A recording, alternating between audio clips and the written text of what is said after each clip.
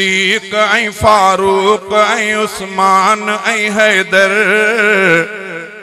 महबूब नबीअ जा थो मञा दोस्त ऐं दिलबर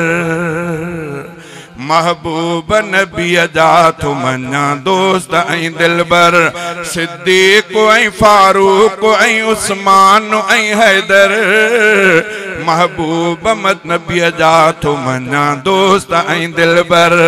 महबूब नबीअ जा थो मञा दोस्त ऐं दिलबर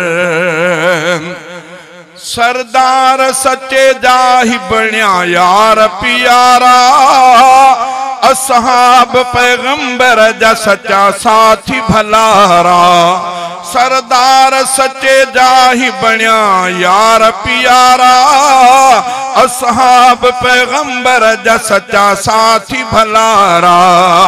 दिल सां था मुसलमान मञन चैन खे रबर दिल सां था मुसलमान मञन चैन खे रबर महबूब नबीअ जा थो मञा दोस्त ऐं दिलबर दोस्त ऐं दिलबर हाँ दोस्त ऐं दिलबर सिद्दीक ऐं फारूक ऐं उस्मान ऐं हैदर महबूब नबीअ जा थो मञा दोस्त ऐं दिलबर मन ठार मोहम्मद सां रहिया सोहणा सफ़र में के अॼु बि सुतल था ॾिसूं महबूब जे भर में मन ठार मोहम्मद सां रहिया सोहणा सफ़र में के अॼु बि सुतल था ॾिसूं महबूब जे भर में केॾा त बणिया शान में ऐं मान में बरतर केॾा त बणिया शान में ऐं मान में बरतर महबूब नबीअ जा थो मञा दोस्त ऐं दिलबर दोस्त ऐं दिलबर हाँ दोस्त ऐं दिलबर सिद्दीक ऐं फारूक ऐं उस्मान ऐं हैदर महबूब नबीअ जा थो मञा दोस्त ऐं दिलबर असहाब मोहम्मद जो आहे शान निरालो छो त ॾसे शान थो क़ुरान प्यारो असहाब मोहम्मद जो आहे शान निरालो छो त ॾसे शान थो क़ुरान प्यारो बेदीन ऐं बदमाश असहाब जो मुनकिर बेदीन ऐं बदमाश असहाब जो मुनकिर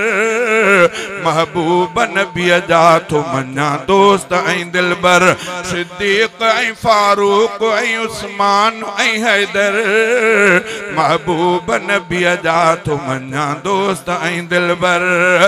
दोस्त ऐं दिलबर हाँ दोस्त ऐं दिलबर असहाब जे अज़मत जा पयो शेर बणाया मां तिन जे ग़ुलामन में पयो पाण गणाया असहाब जे अज़मत जा पयो शेर सुणाया मां तिन जे ग़ुलामन में पयो पाण गणाया थो शान में नारा लगाया शहर ऐं झंगझर थो शान में नारा लगाया शहर ऐं झंगझर महबूब नबीअ जा थो मञा दोस्त ऐं दिलबर सिद्दीक ऐं फारूक ऐं उस्मान ऐं हैदर महबूब नबीअ जा थो मञा दोस्त ऐं दिलबर दोस्त ऐं दिलबर हाँ दोस्त ऐं दिलबर महमूद थिया घोर सहाबा जे मथा मां बंगुलाणी इहो दिल जो थो इज़हार कयां मां महमूद थिया घोर सहाबा जे मथा मां बंगुलाणी इहो दिल जो थो इज़हार कयां मां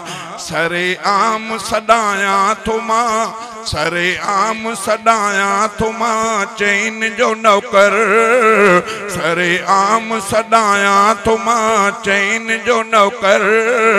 महबूब नबी जा तुमना दोस्त ऐं दिलबर सिद्दीक ऐं फारूक ऐं उस्मान ऐं हैदर महबूब नबी जा तुमना दोस्त ऐं दिलबर दोस्त ऐं दिलबर हा दोस्त ऐं दिलबर।